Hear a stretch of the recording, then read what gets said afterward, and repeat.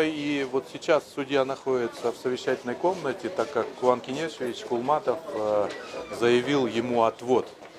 И его отвод был связан с тем, что сколько бы Кулманбек Кинешевич не говорил, что ему не вручали обвинительные акты, что его не ознакомили с материалами уголовного дела, и он просил это уже неоднократно и в городском суде, и здесь, но судьи и судья, в частности, в нашем уголовном деле, здесь, в Ленинском районном суде, не рассматривает этот вопрос.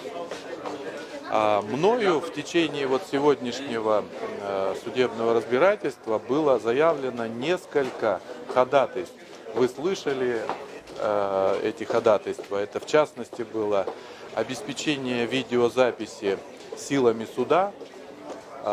Есть камеры, которые в суде, вот мы видим везде, но по заявлению суда они почему-то не работают. То есть государственные денежные средства или грантовые денежные средства были вложены, а система не работает.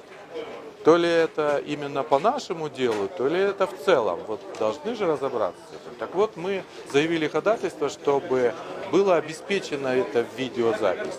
Судом было отказано. Тогда защита заявила о том, что суд должен удовлетворить ходатайство, и защита сама будет вести видеозапись для того, чтобы обеспечить и гласность, и открытость, ну и, соответственно, точность ведения протокола и так далее.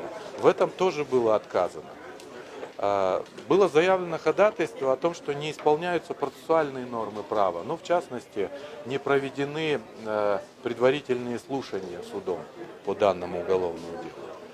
Было заявлено то, что судья не принял дело к производству, по школе в частности, а рассматривает это дело. Это вообще процессуально невозможно.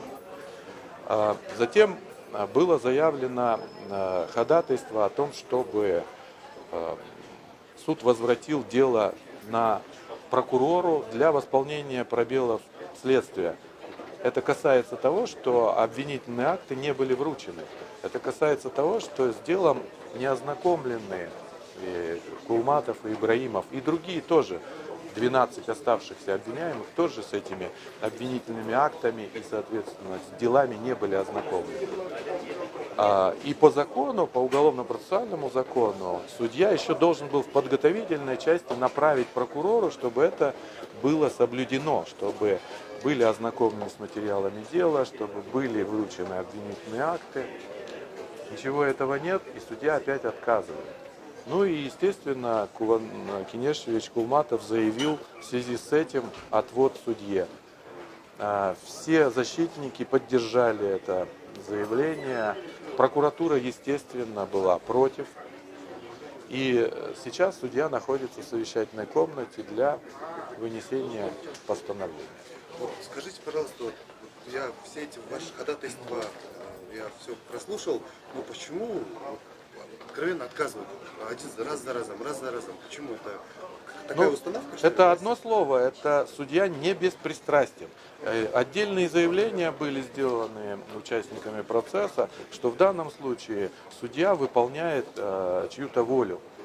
Ну, в частности, наши обвиняемые выступали о том, что и призывали судью, чтобы и судью, и прокуроров, чтобы они не прислуживали, а служили закону.